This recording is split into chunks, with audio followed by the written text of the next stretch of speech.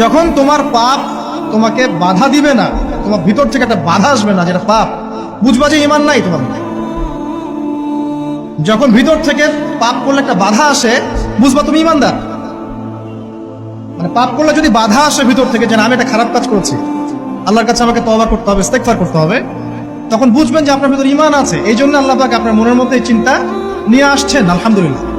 যখন পাপ করতে করতে দেখবেন আপনার মনে কোনো ফিলিংসই নাই, তখন বুঝবেন যে আসলে আপনার ভিতর ঈমান আর কিছু বাকি নাই, যেটা আছে খালি ফসকার মতো, একটা নুক্তার মতো।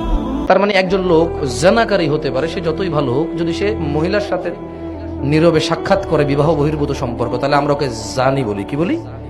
কি বলি? জানি। কি বলি? মানে জানাখোর। কি বলি? কিন্তু আফসোস, আজকে সমাজে মুসলিম এটা মেনে নিয়েছে যে লোকটা জানাকারী কিন্তু মুসলিম, লোকটা সুদখোর কিন্তু মুসলিম, লোকটা মদখোর কিন্তু মুসলিম, লোকটা উগ্র উচ্ছৃঙ্খল কিন্তু মুসলিম, লোকটা মিথ্যেবাদী কিন্তু মুসলিম, লোকটা জালেম কিন্তু মুসলিম। আফসোস, মুসলিমরা এটা তাদের মাথা থেকে বাদ দিয়ে দিয়েছে যে ঈমানের সঙ্গে সঙ্গে শিরিক করে মুশরিকও হয় মুসলমান।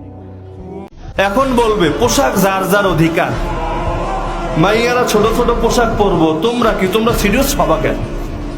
একটু ছোট পোশাক দেখলেই, আবার কেউ কেউ বলে আমগো জামার ফিতা দেখলেই তোমার যদি চেতনা দণ্ড দাঁড়ায় যায়, তাহলে তুমি নিজের চোখরে সামলাও, তুমি সিরিয়াস হও কেন? ভাবটা এমন, পোশাকের কোনো দোষ নাই, সব দোষ হলো পুরুষের চোখের, আর সব দোষ পুরুষের চেতনা দণ্ডে। যেটাকে অন্য ভাষায় বা অন্য উদাহরণ দিয়ে বলতে হবে, গোবরের মধ্যে কোনো গন্ধ নাই, হাগুর মধ্যে কোনো গন্ধ নাই, সব গন্ধ আপনার নাকে। আপনি বললেন এই এখানে গোবর পড়ে আছে, কি লাগে, পরিষ্কার কর, গন্ধ লাগে। এ বলবে আরে গোবরে গন্ধ থাকবে কেন, গোবর স্বাধীন, সে তার স্বাধীনতা ভোগ করছে, আপনি এখানে নাক গলানোর কে? আপনার নাকরে সামলান, বলে কিনা এরকম?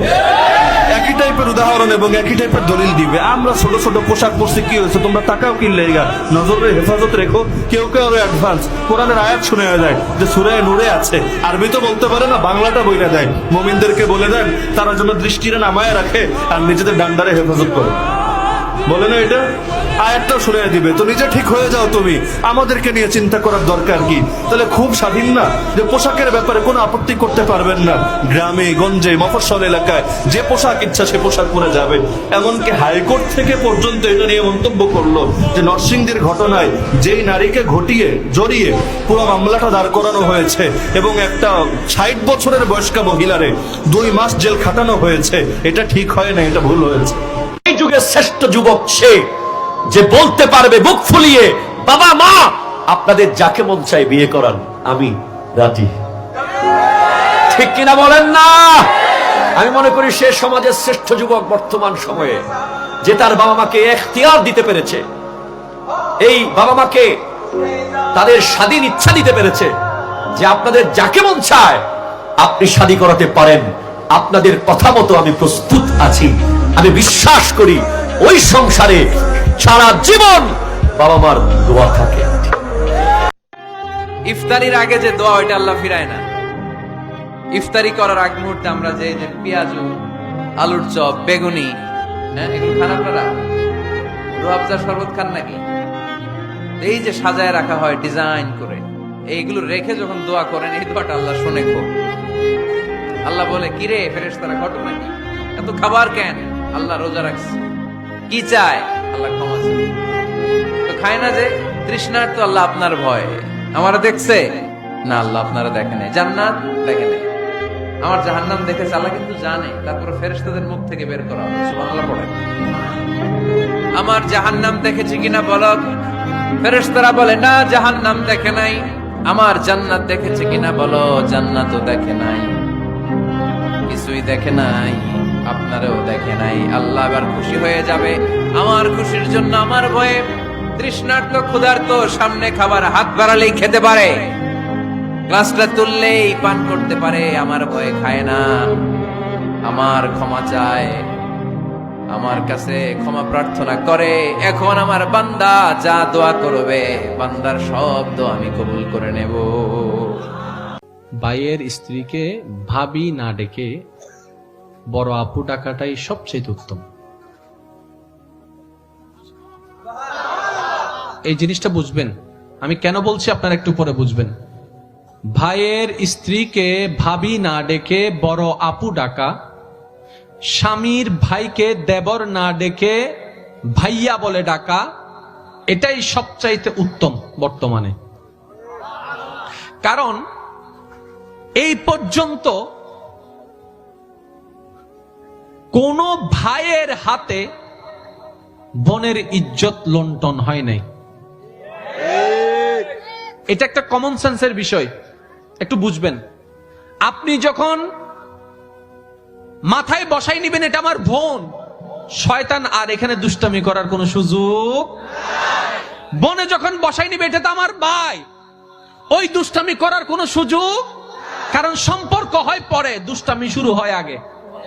আর প্রত্যেকটা কিছুর মাঝখানে শয়তানের ইন্ধন থাকে। তো সেজন্য নবী বলেছেন এটার থেকে বেঁচে থাকবা তোমরা। তা আমার একটা পরামর্শ থাকবে, ভাইয়ের স্ত্রীকে আমরা ভাবি না বলে বড় আপু বলে ডাকবো। বড় আপু ডাকবো। আর আমার ভাবি যারা আছেন, ভাইয়ের বউ যারা আছেন, ওনারা আমাদেরকে ভাইয়া বলে ডাকবেন, বড় ভাইয়া, ছোট ভাইয়া। তাহলে এই সম্পর্কটার মধ্যে একটা পবিত্র ভাব চলে আসবে। আরেকটা অনুরোধ করব, মানলে পারলে রাখবেন, সন্তানদের মধ্যে একজন থাকুক, দুইজন থাকুক, ভাইয়ের ছেলে থাকুক, বোনের ছেলে থাকুক, মেয়ে থাকুক, যারা থাকুক, এদের মধ্যে কথা বলা বলে শুরু করবেন আপনি দিয়ে। কি দিয়ে? আপনাদের কাছে অনেকের কাছে এটা অড মনে হতে পারে, কিন্তু এটা ফিউচারে কাজে দিবে। আমার মেয়ে, আল্লাহ আমাকে 3টা মেয়ে দান করেছেন। আমার ভাই মুফতি সাইফুল ইসলাম বারীকে আল্লাহ একটা রাজপুত্র দান করেছেন। আমার মেয়ে সৈয়দা সায়াবা বাড়ি সবার বড়, তারপরে সৈয়দা সানেখা বাড়ি, তারপরে হয়েছে আমার ভাইয়ের ছেলে সৈয়দ হুসাম বাড়ি, এরপরে আমার মেয়ে হয়েছে সৈয়দা সাউদা বাড়ি। তাহলে 2 মেয়ে বড়, ভাইয়ের ছেলে 3 নাম্বার, আর মেয়েটা তো ছোট্ট যেটা কোলে, এটা বাদে দিলাম। আমার বড় মেয়ে তার ছোট ভাইকে আপনি করে কথা বলে। আর মজার বিষয় কি জানেন? হোসাম বলে না, বড় ভাইয়া ডাকে। তো একদিন তারা যখন দুষ্টামি করছে, আমি তাকাই রইলাম, আমার মেয়ে ছোট ভাইকে ডাকতেছে, বড় ভাইয়া, বড় ভাইয়া। দেখি ও দৌড়াই আসছে, বয়সে ছোট কিন্তু ডাকালাম বড় ভাইয়া, বয়সে ছোট ডাকছে আপু। বড়জন মেজজনকে মেজ আপু ডাকে, মেজজন বড়জনকে বড় আপু ডাকে। এটা আজকে বুঝবেন না, যখন সম্পত্তির জন্য বড় হয়ে যাবে, 2-4টা সংসারে কথা চলে আসবে, ওই অভদ্রতা সম্পর্ক নষ্ট আর হবে না। কেন? যখন কারো জন্য মাথায় সম্মানবোধ শব্দ বসে যায়, তার সাথে আমরা বেয়াদবিও করতে পারি না, ঝগড়াও করতে পারি না, সম্পর্কটা সুন্দর হয়ে গেছে।